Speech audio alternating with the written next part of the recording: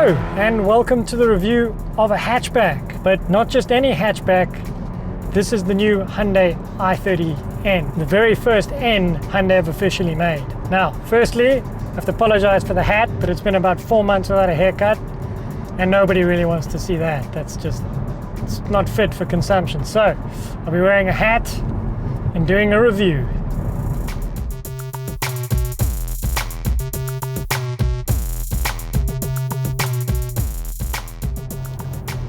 So Hyundai N, what are they? Well, they're basically like a BMW M or Mercedes AMG, Audi RS, that sort of thing, but with a Hyundai badge on the front.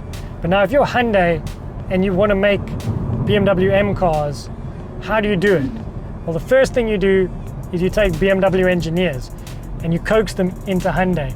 They didn't just take one engineer, they took 4 of the best engineers from BMW, put them into the Hyundai N project, and this is the first car they've managed to deliver.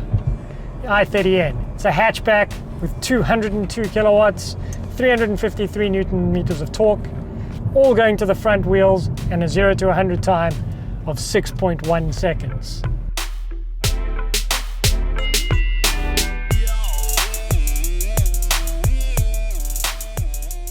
We do need to talk about the exterior of the i30 N. What do you get for all of the extra monies that you're paying? Well, 19-inch rims, performance blue, which looks like it's been bombed at a color festival, blacked out mirrors, a nice panoramic roof, and at the front you get a sort of shark nosy effect with this, so the honeycomb grille, another N badge here, and then they sort of decided to throw some electrical tape on the bottom just to give it like a bloody lip effect. I would have skipped that, but overall, the effect is quite GTI, quite subtle, not over the top like a Honda Civic.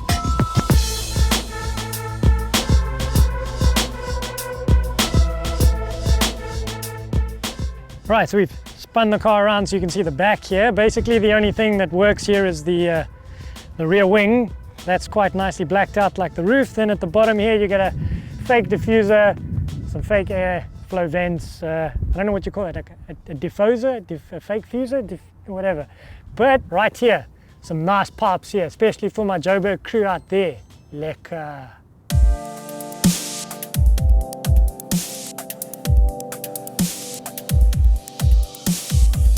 Now before you just go ahead and drive an i30 N, you got to set it up.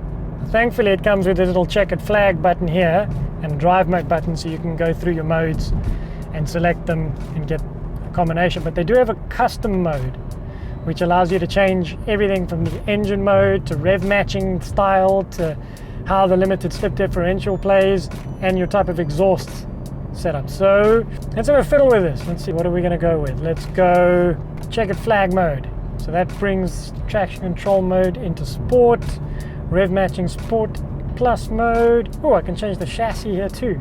So chassis, suspension, Sport Plus, steering, Sport Plus. That's heavy steering. Okay.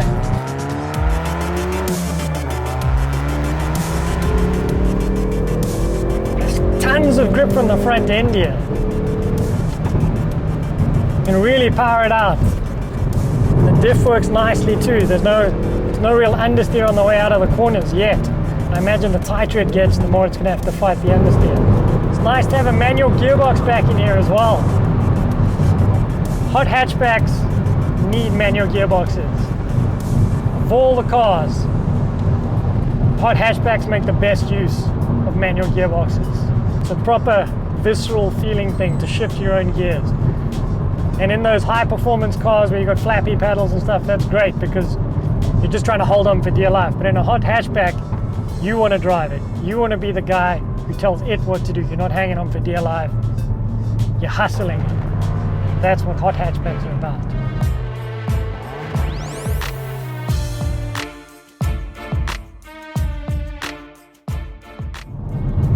I gotta say, the interior is probably the major letdown inside here. There's nothing really that screams Hyundai N or exciting or lives up to how this car performs. You get these blue buttons here, you get some blue stitching. These seats are Alcantara and leather, but there's nothing really that shouts, I'm a cool, fun hatchback. It's a bit bland. bit boring, which is counter to this car's external attitude and the way it drives.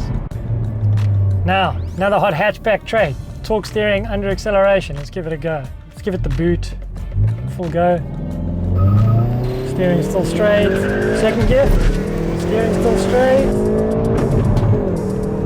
Very little torque steer under power. That's good. Okay.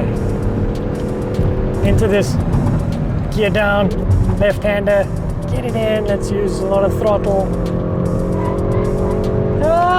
This thing is good. That diff, I can feel it just pulling the car in as you put the power down. This is a good car.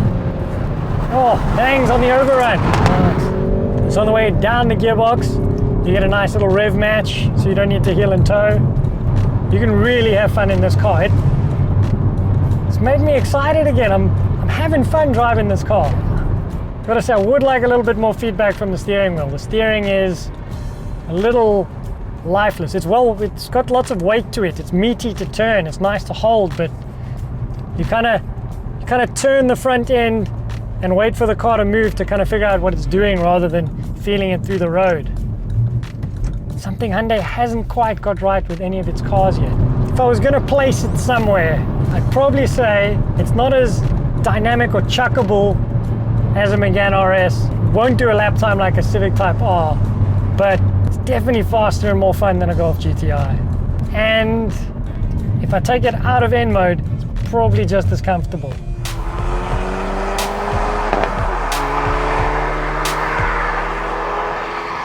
There is one downside to this Hyundai i30 N though, and that's the price. Overseas it costs a lot less. It's more or less Golf GTI money, but here, because it's coming in as a limited edition, it costs 690,000 Rand. That's a lot of money. So is it worth 100,000 Rand more than a Golf GTI? 120,000 Rand more than a Megane RS? Short answer is no. It's not worth 100,000 Rand more, but it is a very fun, very good hot hatchback. It ticks all the boxes except the price. In Europe, this costs the same as a Golf GTI, and at the same money, you'd pick this every time. Did you know that we also sell really awesome car-themed merchandise? Check out our range of custom t-shirts and prints at our online store now. Simply click on the square box on your screen and we'll take you there, or the link is in the description below. Thanks for watching.